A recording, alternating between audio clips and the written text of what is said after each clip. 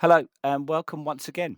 It's fair to say that Pompey's recent performances have not been thrillers, and fans are being haunted by a lack of goals. So, can John Mousinho cast a spell on his team and get them producing fireworks once again? All will be revealed in this Halloween episode of the Play Up podcast.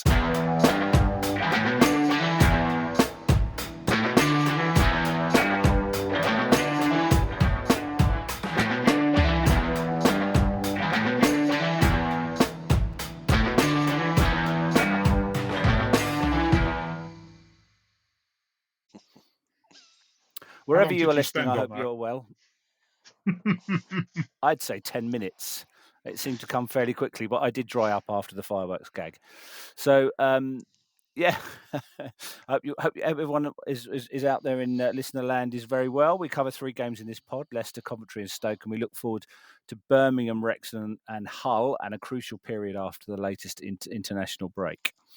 I'm joined once again by Tim Harfield and Phil Sands. Evening, fellas. Evening. Evening. And we will see if they can trick or treat us with their views this evening. First up is the trip to Leicester on a Saturday evening. An unusual kick-off time, but the usual number of fans travelled and made the most noise on the night. Leicester started well, James shooting from range early on, but Bursic saved quite comfortably. Fatawi was causing real problems on the right for Leicester, and Ogilvy was struggling to stop his runs. It was the winger who provided the cross for the opener. He got to the byline, and his cross was met by an acrobatic effort by Ramsey from close range.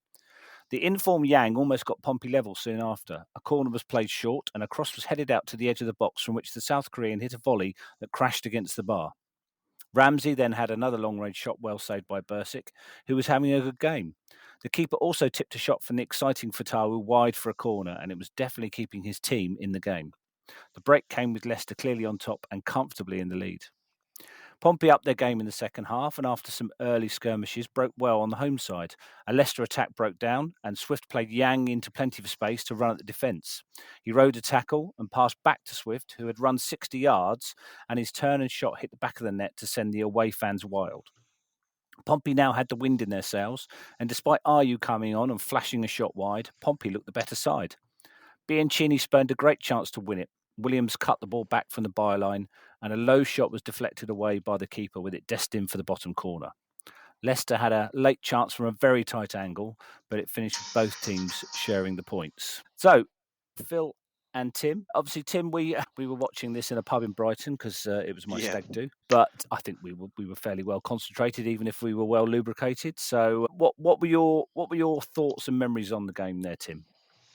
Well, let's say what I can remember of it. I think I was several beers and several Jaeger bombs in from shots goal at that point. But yeah, what I do remember of it was the first half. Clearly, Leicester looked like a better side to me. They were playing really well. We were doing our best to defend and try and counter against their attacks. But the second half, we came out and played superbly, I thought. And as you mentioned, the brilliant 1-2 from Swift to Yang back to Swift again, and the way he kind of then received the ball, chopped it back onto his left foot and struck it into the back of the net. Absolutely brilliant. And we all went wild in the pub. So, very, very pleased with how that game turned out in the end. And, it kind of left me thinking that hopefully we're in for a good week of getting some points. But, taking that game in isolation, I thought we played well, fully deserved our point. Could have even nicked it, like you say, with Bianchini at the end.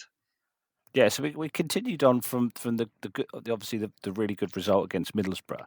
Yeah. And obviously on the last pod we had Tom guesting, and he was saying that result really was the the starter pistol on Pompey's season, and we were going to really push on from there. So in that context, it was a pretty good result, wasn't it? Yeah, absolutely. I mean, happily take a point. I'd taken a point at the start of it. I think it's one of those games where they say a bit of a two halves game. Thought we were excellent in the second half, and came away from that sort of thoroughly pleased with the point, and maybe thinking we could have even snuck 2 more, really. But yeah, really good performance. Although I say I definitely was quite a lot of beers in at that point.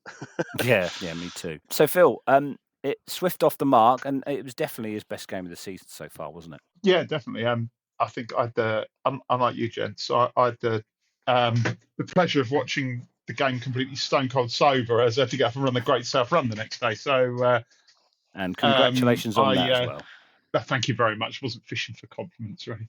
I managed to hydrate myself with water and watch the game. And yeah, I thought the first half it was a bit of a battle. I think Leicester showed themselves to be the sort of better, well, maybe not the better team, but the better players. But I thought the second half, the way we came out the second half, we more than matched them, and that was so encouraging. And I think, my first thought was that's a great point. That's a really good point. And then the more I reflected on the second half, I thought, do you know what? We should have got three out of that. And I thought overall we were the better side. There were players all over the park that really, really put in a good performance. I thought Swift was outstanding. After having criticised him, I thought his composure and his ability to pick out a pass in that game was really telling. And we didn't look the inferior side, particularly in the second half. No, so watching it live. I thought it was Pack who'd played the ball to Yang, and Swift was further up the pitch, which is why he managed to eventually get ahead of Yang and receive the ball on the edge of the box. But no, it was him who made the pass from the edge of his own box. So he literally ran box to box to finish that move off, and which is I didn't really think he had that in his game. Really, I thought it was perhaps a bit more of a static player, a bit more, as cultured as they say, and not necessarily someone who's going to bomb from 60, 70 yards from making a tackle to or a pass and finishing a shot off. So that was really encouraging to see, and it was definitely his best game of the season so far. One other player I wanted to mention as well, Tim, was so obviously Bursic has come in to cover Nico, and obviously he's a young man. It's the under-17 World Cup in a week or two, or it's starting very shortly. And he was a winner in the under-17 World Cup in his when he was playing. What do you make of him? Obviously now we've seen him for 3 or 4 games. He seems to be a very good shot stopper. Yeah, I'm very happy with the signing. Very, very happy. I think Nico's still clearly the number one. I think Killip, obviously, he was given a few games, and I might be being super harsh on him because we've been used to sort of Nico Schmid in goal, who seems very, very calm and solid with everything he does. And yeah, Killip just seems a little bit all over the place, really, to me. Again, saved a few good shots, but always seems to be some sort of panic at the back when he's in there for me. So that could just be being very harsh. I think Bursic's definitely a good upgrade for the sort of second choice goalkeeper.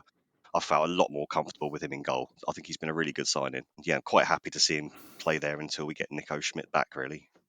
So yeah, very, very decent. Kicking isn't perfect. I think that's definitely where he's not as good as Schmidt, but it's a hell of a lot better than what we had with Killip as our second choice. So I feel like I'm being really harsh on Killip, but I'm much happier with Bursic in goal. Much happier. We're assuming that when Nico comes back, interesting. Mousinho was in an interview today, was listing that both Lang, Nico, and one other, possibly Franco Ume, may be ready to come back against Millwall. So that's obviously still in 3-4 weeks' time, but it'd be exciting to see Lang back in the side. But of course, do you think, Phil, that Nico would just slot back in again and Bursic will be the sub? Yeah, I think so, and that's no slight on Bursic at all. I think it's a nice luxury to have a second choice goalkeeper that can slot in and not feel like a downgrade. But Nico's established number one. We paid money for him. He's more than earned that role, and I think unless he's not 100%, he'll slot back into the side. Yeah, I think you're right. So we're very pleased with that point. So obviously, 3 days later, we moved on to 4 days later, we moved on to Coventry because we played on the Wednesday. And midweek action, and Pompey hosted Frank Lampard's Coventry, as they have now obviously been renamed, who had scored a record amount of goals so far this season and sat top of the league. The early action saw Pompey survive a goalmouth scramble from a corner, but largely Pompey were holding Coventry's red-hot attack at bay. There was a shout for a penalty when Yang fired a shot at goal from 25 yards, which hit an outstretched arm in the box. Mousinho was clearly angry on the touchline that it wasn't given, and he and Lampard got into a heated discussion about it, with the fourth official keeping them apart and possibly from them attracting yellow cards. The ref admitted after the game he did not see the handball, so couldn't give it. So I guess we need to wonder what he was watching at the time. He didn't explain because 18,000 Pompey fans were sure it was a penalty. The first clear chance came to Pompey. Paul had stayed up for a corner after it was cleared, and the ball was moved to Swanson, who whipped a crossing, and Paul headed narrowly wide when completely free. Coventry continued to create half chances, though, and after another scramble in the box, the ball was cleared off the line to safety after Sims had stamped it goalwards. The opener came from yet another Coventry corner. A good routine saw Thomas Asante tap in the far post. Swift then saw a curling shot from the edge of the box tipped over when it was sneaking in under the bar, and Pompey went in at half-time just the one down, but it was clear Coventry were probably the better side. Early in the second half, Coventry doubled the lead when Knight was outmuscled by Sims on the halfway line, and because Pompey had committed much of their team to attack, Thomas Asante was sent through one-on-one and he kept his cool to score. A disappointing goal to concede and gave Pompey a mountain to climb. Mousinho made a host of changes and changed shape to allow more players in attack. Kirk came on to partner Bishop, who again had nothing to feed on all game. Thomas Asante nearly grabbed a hat-trick when his swinging volley hit the bar from a Coventry counter-attack. Pompey, though, were creating more, and a snapshot by Chaplin hit the post. They did pull one back, with Kirk scoring a deft lob from a Devlin pass, but they only had 1 minute of time to go, and Coventry recorded the win. Phil, I think we discussed this on Monday night, that we thought that Coventry were very much in control for a lot of the game and possibly didn't get out of second or third gear. And if we had actually equalised early in the game before they got their second or even took the lead, they probably could have gone up a gear or two and still maybe got the result. Yeah, absolutely. I mean, I don't think there's any shame to get beaten by what was clearly the best team we've played this season. I thought that Coventry sort of outplayed us in every department. It's quite something that they're obviously the top scorers in the division, and they managed to leave their biggest goal threat on the bench and not have to use him. Penalty, definitely. I spoke to a Coventry fan who agreed it was definitely a penalty, but then we also agreed that even if we'd scored the penalty, as you say, Coventry had it in them to just sort of up the tempo a bit. Looked like I don't want to make this a Coventry City pod, but they just looked like a very, very good side. They had some excellent players, they had pace, they had power, very well drilled, and also their fans were superb. I mean, it's not often you say that the away fans at Fratton Park silence the home fans, and I thought they really did. So it's a disappointing evening in that respect. We'll get onto some of the Portsmouth performances, but yeah, I think it will take some team to knock them off the top. Yeah, I think so. It's very clear, Tim, that as well as we played on the Saturday against Leicester, and perhaps the late kickoff suited us. I don't know. Perhaps we need to mull it over during the whole of the day and play in the evening. That we seem to get a result, but obviously it didn't work on the Wednesday. It's ironic, isn't it? Mark Robbins came to us with a different team on the Saturday with Stoke, but you could definitely see that Lampard's built on what Robbins fashioned at Coventry. And let's not forget they were within a whisker of beating Man United in an FA Cup final a couple of years ago, and it's largely the same team, although they have strengthened somewhat. Do you think that they're probably going to be top two this season? I would have thought so. Yeah, I thought they were excellent. They performed brilliantly. I think with the amount of goals they've scored, I was just having a look at the league table, and they're plus 25 on goal difference, and the nearest in the division is plus 9. Yeah, I mean, they've had some incredible scores, haven't they? So only getting beaten 2-1 and being able to moan about not having a penalty that I think everybody in the ground saw, apart from the referee and his assistant over on that side. We actually performed quite well in that game. Nice to see Kirk get his first goal for us. Nice little finish as well. So, but yeah, when I was walking out of there with the mate I sit with up in the North Stand, we were commenting that it felt a little bit like, I don't know if you guys thought the same, but a little bit like when we played Sunderland last season. And they were just so quick and powerful and played with such purpose. And I can see them going up. I think they should be top two. Yeah, I can't see how they're not going to be if they can carry on playing like that. Like you said, Phil, they didn't even have their top scorer on the pitch. So yeah, good side. I think to come away with a 2-1 defeat is relatively respectable in that sense. But yeah, they were good. Yeah, you're right. I didn't think we played too badly, though, did we, Phil? I think it was a case of Coventry, didn't need to do an awful lot. I think the Knight situation was disappointing. I think we didn't need to give them a second goal. They probably could have fashioned one and scored themselves. They had plenty of chances. So yeah, I just think it's an indication of where we are this season, isn't it, Phil? That we can still step up to the level of the best teams in the division, even if they manage to have that few percent more than us. Yeah, definitely. And I mean, I guess it's a credit to us that Lampard sort of adjusted his formation slightly as well and went with 5 at the back, which he hadn't done in previous games. So yeah, it was encouraging in parts. It was bizarrely, we obviously with John Swift picking up a booking in the 85th minute against Leicester, we were sort of deprived of him in this game, and I think we really needed his sort of calming composure against Coventry, because they we didn't. I wouldn't say we were running around like headless chickens, but we were chasing a lot, and when we got the ball, we weren't using it particularly well. I think the way we lined up tactically, I was a bit disappointed, because with them playing with 3 massive centre backs, and with Colby when he's up against one, it's tough. When he's up against 2 centre backs, he's not going to get very much. If you put him up against 3 with no one anywhere near him, he was on an absolute hiding to nothing. And I mean, he couldn't really see where any goals were going to come from. From our perspective, the injection of Kirk into the game is quite exciting. As Tim said, took his goal really well. It's a lovely ball by Terry Devlin, and it was something we've been crying out for ages. I think it was the first time I've seen us put a ball behind the fullback and get someone in behind their back line. Up until that, we'd sort of the front end, we'd sort of commented that Kirk was, as soon as he came on, was looking to make that run, but we just kept passing the ball across midfield and back and recycling it.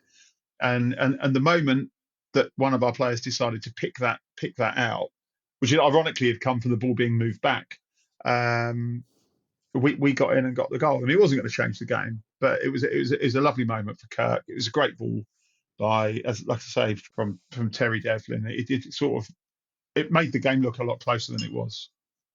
Yeah, some people commented that the defender made a mistake, but I think the ball was placed in a really good area where the defender had to stretch and only got a little touch on it, which looped it up for Kirk to then obviously lob the keeper. So yeah, a really good bit of composure from the young man there.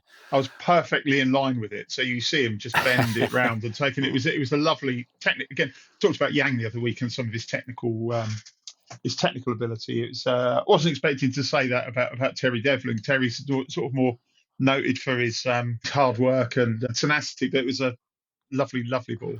I wouldn't. To be fair to Devlin, though, he has that's not his first assist this season. No. And I think when he comes on, he does tend to affect the game in the final third if he can. He's not brought on just to nullify his opposite winger or something. He can get forward. I'm just wondering, does he deserve a start at some point? We won't talk about his performance against Stoke, though, because that's possibly the worst 20 minutes I've seen him play since we signed him. Yeah, he wasn't alone there, though, was he? To be honest, I think there was a lot of players who didn't play very well, and we'll cover that a bit later. So I think we'll go on to the quiz, Phil. There's just me and Tim to play along, so we'll see how that goes. Head to head. Yeah, mano a mano. So I think we've had quite a few games this season, so we've got to know our squad quite well, I would like to hope. And so what I'm going to be asking you, I'm going to tell you the route which our players took to get to us. So where they where they signed their first professional deal through to where they are now. So I'm going to name the clubs they played for, and I want you to simply tell me who they are. Okay. So, for example, if I was to say Norwich City, Kings Lynn Town, Lowestoft Town, Grimsby Town, Braintree Town, Hartlepool United and Barnsley, you'd obviously know that it was Ben Killip. Thank you very much, Tim. Right. Okay. So I'm going to look to Tim to go first, seeing as he got that. And the first one I've got is Tottenham Hotspur, Stevenage, Gillingham. Ogilvy. Correct. Over to you, Scott. Wigan, Morecambe, Oldham Athletic, Shrewsbury Town and Motherwell. In that order? In that order. There might be some loans in there, but in that order, yeah. Callum Lang. Very good. Well done. Okay. Moving on to Tim, and apologies for the pronunciations here. And this is probably it's probably going to make this one easy. Kozomizerlerni and MTK Budapest. I'm going to go Kosnovsky. Genius, absolutely, Tim. Bianchini. Very good. Yeah. So over to Tim. Supersport United, famously dancing in the streets of Supersport when they won. Stellenbosch, Varbergs, Volendam, and IFK Var. Is that possibly Luc Leroux? It possibly is, correct. All right, so we're back to Scott now. Arsenal, Maastricht. Wanson. Very good. Nice. We're on a roll. This is who's going to blink first. Tim, Liverpool. Harvey Blair. Very good. Yeah. Right, over to Scott. Leicester City, Peterborough United, Wycombe Wanderers, Peterborough United again, and Hanover 96. Well, that's Bersic, isn't it? No. It's not Bersic. No. It's Josh Knight, I'm afraid. I blinked. You blinked. Okay, over to Tim now. Portsmouth, Coventry City, Barnsley, Ipswich Town. Connor Chaplin. Very good. Over to Scott. Chelsea, Rotherham, Swindon, Brentford, Reading, West Bromwich Albion. Swift. Right, back to Tim. Heart of Midlothian, Hamilton. Heart of Midlothian, Hamilton Academicals, St Johnstone. Oh, it's got to be Kirk. It has. Yeah. Okay, now this one could be tricky for you, Scott. Sydney FC, Dordrecht. Ooh. I don't know. So it's all of our Australians we got straight from the Australian club. So If this is a loan, the Dordrecht was a loan. Oh, okay. So I'm going to go for Matthews. It was Segacic, I'm afraid. Oh, typical. Okay, That was over a hard to Tim. It is a hard one. Over to Tim. Right, we've got Newport County, Manchester United, Northampton Town, Newport County, Milton Keynes Dons, and Leicester and Lincoln City. Regan Poole. Very good, Tim. Right, over to you, Scott. Stoke City, Hednesford Town, AFC Telford United, Accrington Stanley, Doncaster Rovers, Peterborough United, Lincoln City, Club Bruges, Club NXT, and Hibernian. I think the word's well travelled. I think springs to mind. Yeah. Can't I just have one where you just say Liverpool? Like Tim had. No, I don't know that one. It's Joseph Bersic. Oh, okay. Right, over to you, Tim. Leeds United, Heart of Midlothian, Mansfield Town, Burton Albion, Rochdale, Burton Albion again. Connor Shaughnessy. Very good, Tim. Tim, you're wiping the floor with me tonight. Scott, Dungannon Swifts, Glentoran. Devlin. Very good. Right, we go back to Tim. Notts County, Gloucester City, Worcester City, Boston United, Leamington, and Accrington Stanley. It's Colby Bishop. Very good. Over to Scott. Ipswich Town, Queen's Park Rangers, Birmingham City. No, gone. Do you want to have a go, Tim? You won't up. get any points. Just for the fun of it, Andre Dazelle. Yes, very good. Man very good. alive. Oh. Right, over to Tim. Tottenham Hotspur, Harrow Borough, Bishop Stortford, Wycombe Wanderers, Northampton Town, Millwall, Oxford United, Fulham, Motherwell, Middlesbrough, Queen's Park Rangers. Bloody hell. Wow. I don't know that one. I just have to concede. I can't even. He's finally been beaten. It's Jordan Archer. I was going to say, it's the keeper, isn't it? Yeah. Excellent. Scott, got one for you. FC Juniors 00, Lask, and Blau-Weiss Linz. Nico Schmidt. Very good, very good. An easy one, thanks. We got a couple more to go. So, Tim, Fulham, Den Bosch, TSV, Hartberg. I just want to say Den Bosch again because I love that name. Den Bosch. They Dutch team, are they? Den Bosch. They are very Dutch. Is that Iban Boat? It is Tim. It is Tim. Matt, what on earth? Where are you getting these from? Wikipedia. Jamie's not on. We can't hear the sound of keys being pressed. Scott, one for you. Norwich City, Wigan Athletic, Milton Keynes Dons, Cardiff City, Preston North End, Oxford United. Josh Murphy.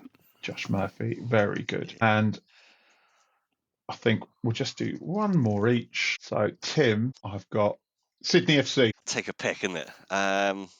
Hayden Matthews. Yes, Tim, You get the picked the one right club one. guy again, honestly. All right, Scott, as I'm feeling sorry for you, I Portsmouth, can't win Wycombe anyway. Wanderers, Dagenham and Redbridge, Cheltenham Town, Bristol City, Cardiff City. Was that supposed to be an easy one? Yes.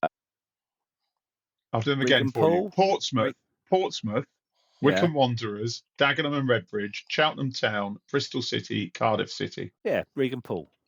Did Regan Poole start his career at Portsmouth? No, he didn't, did he? No, it's gone. Shame on you, Scott. It was Marlon Pack.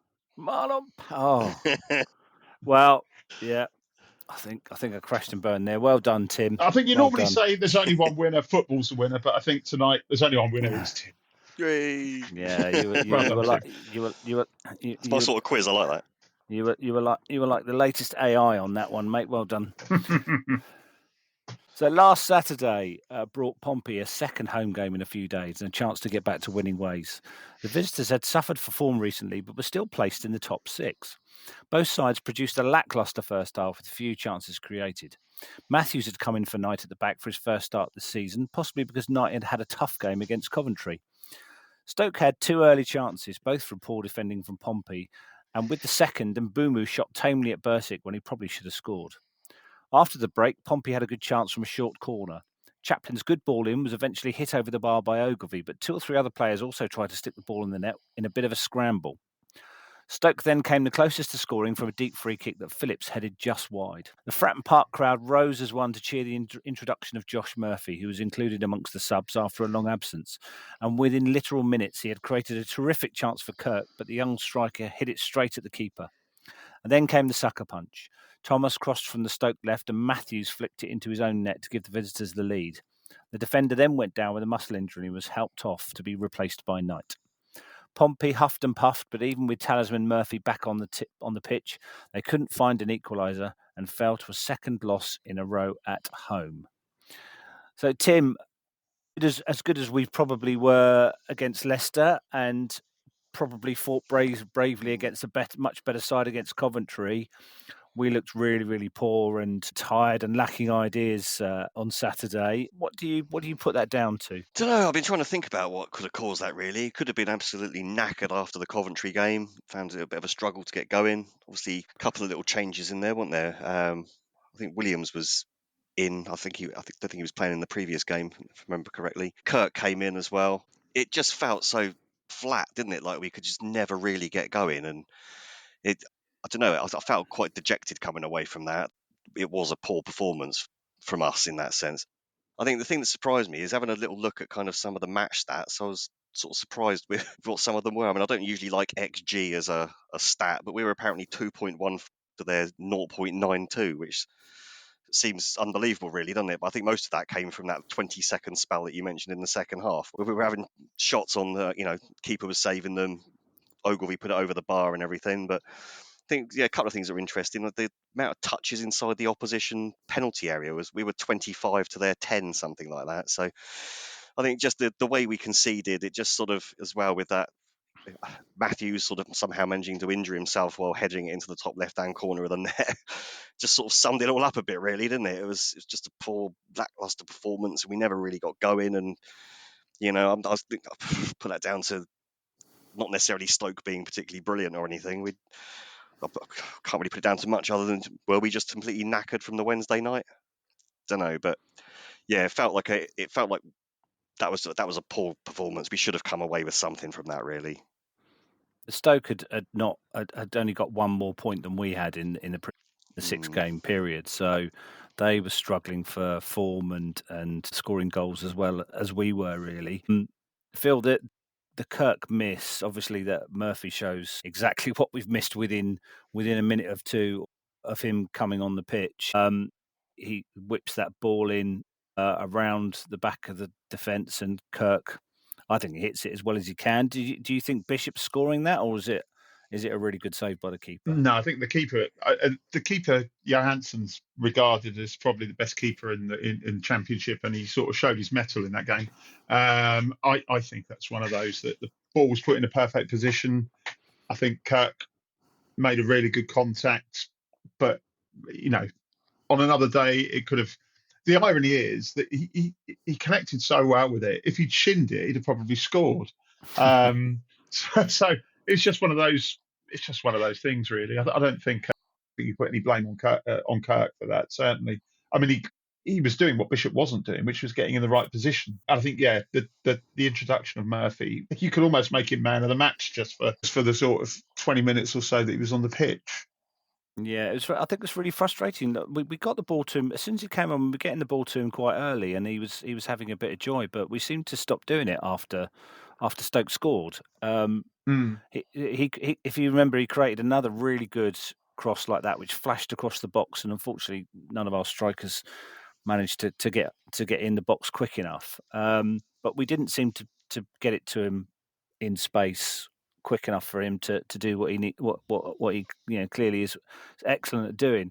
I don't know if you guys saw it, but the story is that some people saw that Matthews had injured himself just before the goal, but he hadn't gone down and was struggling to get back in the box, which is why he went straight down as soon as he headed it, because he clearly thought, well, I can't.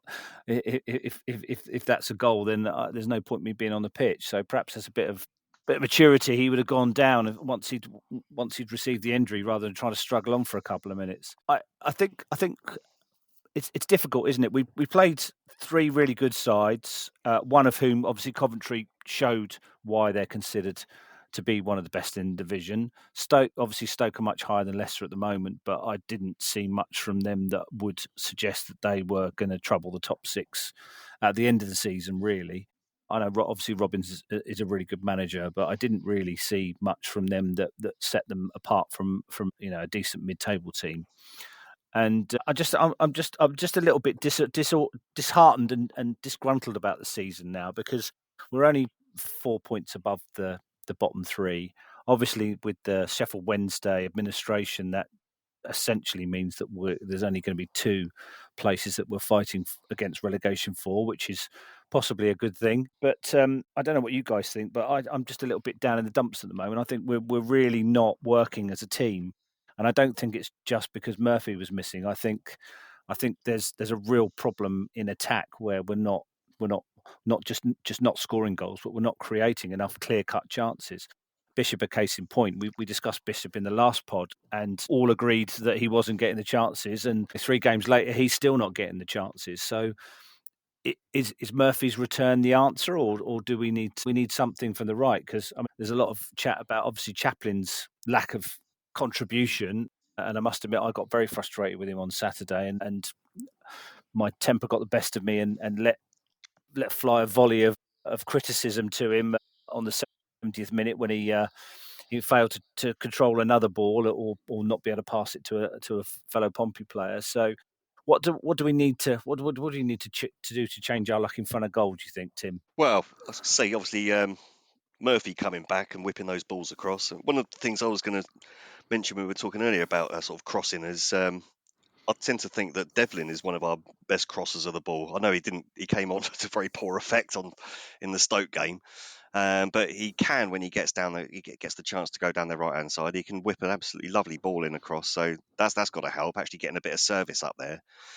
I mean, it is starting to become a little bit of a worry, though, isn't it? I mean, I remember after the game when, again, Murphy, nice cross, Bishop, great header against West Brom. I think I said he was going to get somewhere up to about 15 goals this season. Might retract that. Like, I think he's lucky to get 5 at the moment. He hasn't had a shot on target since, has he? So so it's really difficult worrying to know where the answer is with that, because I think obviously Mousinho's tried to play Kirk with him. I still wasn't completely sure whether Kirk was an out-and-out striker and Bishop behind him, because we seemed to play quite disjointedly when we actually got the ball forward. But yeah, it's difficult to know what the answer is. We haven't got a lot of choices up there, have we, really, at the moment? So is it going to be Bishop again? Are we going to give him a rest and try something else? I think, again, there's a lot of other injuries as well, aren't there? Sorry, Phil, go on. No, I was going to say I'd like to hope that we will adjust the way we play now that Murphy's fit again. It does mean that if with Murphy playing, it does give us the option to potentially rest Bishop or play Bishop in one half, Kirk in the other, because that effort that Kirk had on the end of Murphy's cross, it proves that if we're use the wingers and put crosses in, either of them can. But Bishop and Kirk are interchangeable. If we're going to be sticking with this lumping the ball up to the number 9 and trying to play off of him, then they're not interchangeable because as I say, Kirk's not that sort of player. But I think the bench options. I thought we set up. I didn't think we set up particularly well. I thought it was interesting to see that we were going to go with Bishop and Kirk, but it gave again it just didn't seem to work for us. I don't know whether it was that they'd not really trained enough in how to use the two of them together.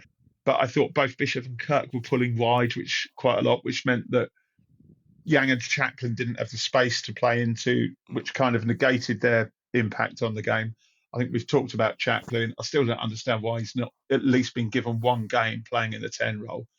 But I doubt he'll get that because I imagine that Swift will be back from suspension against Birmingham. So on form, you'd play Swift in the 10. You wouldn't play Chaplin, and you take Chaplin out the firing line. But I just didn't think we didn't get it right. We didn't use the bench particularly well. There were players on the bench we could have used. We could have. I think he's much maligned, but we could have brought Bianchini on to give a bit more pace up front and to be a bit sort of like direct running at fullbacks. That might have happened. I mean, Kozlowski came on. I'm still not convinced by Kozlowski. He reminds me of in Quantum Leap, Sam in Quantum Leap, where he suddenly gets parachuted into a situation that he doesn't know how he got there or what he's supposed to do. He just sort of, I'm on the pitch. He sort of runs around a bit. Trouble is now that I think we're going to have to wait for the FA Cup before we actually get to see him potentially play like at least 45 minutes in his preferred role and find out what he's all about. Because I mean, Mousinho's talked him up quite a lot. Well, we need to see a bit of that. I just thought that there were too many tired legs in that game. We were never going to compete with that sort of apparent level of fatigue. I think, like you said, Scott, Stoke didn't really impress. They were a well drilled team. They were very well organised. They were disciplined, but you can see why they haven't scored many goals. Bit like Millwall, yes, aren't they? Yes, absolutely. That top 10 championship side don't give much away, don't really try and gamble too much, and either hit you on the counter attack or get a set piece goal. That's this is what I've been saying for a long time. That's the model that gets you mid-table to top third. Tim, I think one of the other things I wanted to point out. I mean, I think you're a bit more positive than I am. I feel I know you're a bit more positive than I am about where we are at the moment. But the next 3 matches, if we go on to talk about those, so obviously Birmingham Saturday, Wrexham on fireworks night, and then Hull on the 8th. Mousinho's got a real test in the next 3 matches, Tim, hasn't he? He's got to. If we don't win any of those games, that means we've won 1 game in 9. Yeah. One win in 9, and that is a really, really worrying run of results. And you would hope that Wrexham at home would be a very winnable game. Birmingham away, not too sure about. Hull seem to be, doing something quite different to what they were doing last season. What do you think for the next 3 games? I think, how many points do you think we can get? What sort of performances do you think we would get? Do you think he'll dispense with Chaplin? Don't know about that. Yeah, I don't know about that. He seems to be. I was surprised he stayed on for the entire game. I mean, I know he's playing out of position and all of that, Chaplin, but I thought that he would have come off at some point with all the. We made 4 substitutions in that game. I thought he was probably should have been one of them, really. Going to be interesting to see if we do mix it up. Is Chaplin going to play in a 9 or a 10 role at some point? Yeah, I'm usually pretty positive. I still think we're going to be all right this season, but we are now at a point where we've got to get some points. They say if we only pick up sort of 1 or something like that out of these next 3 games, we're sort of back to square one, aren't we? Fighting relegation again when the start of the season looked like it was going to be a bit more promising than that. So I still think there's a lot of players to come back. We'll solve that right wing position at some point, and we've got that lad from Crystal Palace who we haven't seen yet as well, who's injured. So hopefully he can come in at some point and. But that's the weird thing, isn't it? Yeah. That's the weird thing. When Phil said about the formation change, or certainly the personnel change in attack on Saturday, where you had two strikers essentially. Even though Bishop was playing a bit deeper, it wasn't necessary. It was probably sort of a 4-2-2-4 or 4-2-4 formation, if you like, with Kirk playing on the shoulders of the defenders and trying to get in behind him. And he was offside quite a few times in that first half, 3 or 4 times, because he went far too early. But that was clearly what they were trying to do. So why play Chaplin on the right when he's not a winger? What I don't see what Mousinho is trying to do there. If you are going to play two strikers and you want to get balls in the box for them to connect with, then why hamper yourself by playing someone who wants to play behind the striker in a role? Yeah, I mean, he's out of position, he's out of form there, and it's not working for him at the moment. So no, yeah, maybe with, like say, with Murphy coming back, does that mean that Yang Min Hyuk can play on the right? I don't know if that's the sort of thing you'd think of doing, Mousinho, or would want to do. Well, he's very quick, Yang, isn't he? Very, very quick with the ball and without it. And even if he got to the byline and cut back and whipped a cross in, or got to the byline and then brought his full back in for a cross, at least you're getting that you're getting that production from the right hand side and pushing the defence back. So what do you think for the next 3 games then, Tim? Well, I'm ever the optimist. I think we're going to go on a nice little unbeaten run now and pick up 7 points out of these next 3, and everyone will be happy again. So which 2 games are we going to win then? Wrexham and Birmingham. We're going to start on Saturday with a win away at Birmingham. I don't think they've been beaten very much there in the last year or so. So no, it's they've definitely got the place rocking again. Phil, where's your Pompey barometer, and what do you think for Mousinho's choices over the next 3 games, and what he might try next, or is it just gamble everything on the left? I just don't know. The leagues are so unpredictable, and we're so unpredictable. I could make a case for us coming away with 9 points from the next 3 games. I could also make a case for us coming away with no points from the next 3 games. I think the optimist in me says 2 wins, and I'll be happy with 2 wins out of those 3 games. But I just don't know. I'd like to see us try. I'd like to see us try something a bit different. I think with the format, with the lack of the loss of Murphy, we've had to play these sort of inverted wingers. I mean, Mousinho will argue that Chaplin's not being asked to play as a winger because he's not doing what wingers do. He doesn't get to the byline, he doesn't put crosses in, so he's not a winger. Possibly it means we could actually play with 2 wingers. We could play Yang, like you say earlier. He could be playing using his natural foot, which is his right, and you can have Murphy with his left and play down the wings and adopt that sort of style. But I really don't know. I think Mousinho could completely surprise us against Birmingham on Saturday, or he could be completely predictable, which I just don't know. It would, yeah. I mean, he's under a little bit of pressure, isn't he? I think. I mean, he's got a huge amount of credit in the bank. Obviously, he's not in any danger whatsoever. But I think if we don't perform in the next 3 games, there'll be a few questions asked about the direction of this season, because I think we all had a bit of hope at the start of it, and the early season results where we were up to 9th, 10th seems to have dissipated quite quickly, and we've sort of after what Tom said, that the Middlesbrough game gave us lift off, and that was the start of our season. Ever since, we seem to have really struggled. Yeah, I don't know what it is. I don't know what it is that's not working. I think it's very easy to pin things on Chaplin not performing. I think actually having Chaplin in the squad has kind of destabilised us a bit, because we're trying to fit him in. We're saying he's a quality player. We didn't expect to get him. We've got him in the squad. Let's try and fit him in somewhere.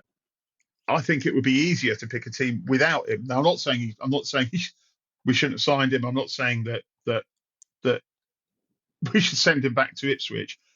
But if you took him out of the frame, it'd be a lot easier to pick an attacking 4 than it does with him. Yeah, I think you're right. Let's hope Mousinho knows, what he's going to do. That's the crucial thing. Obviously, we've all got our opinions and thoughts, but he's the man who really has to sort it out.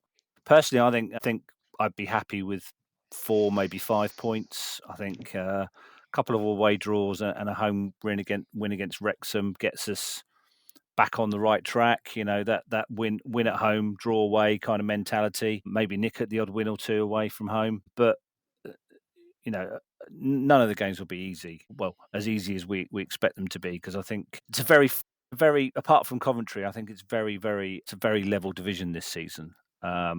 So I think every team can beat every team. We just need to start getting some results on the board to get us to safety, so we don't have that usual Christmas lull and get dragged into a really dirty relegation fight for the rest of the season. Thank you very much, guys. Thus ends the Halloween pod this evening. Personally, I'm going to be away for most of November. I'm going to be going to get married to my partner, Sam. So there won't be another pod for a month now, but I'm sure we'll have plenty to talk about. Hopefully some wins when we return. So thank you very much, Tim and Phil, and I will see you at the end of November. Cheers. Well, cheers, everyone, and Have a play good up, one. Pompey.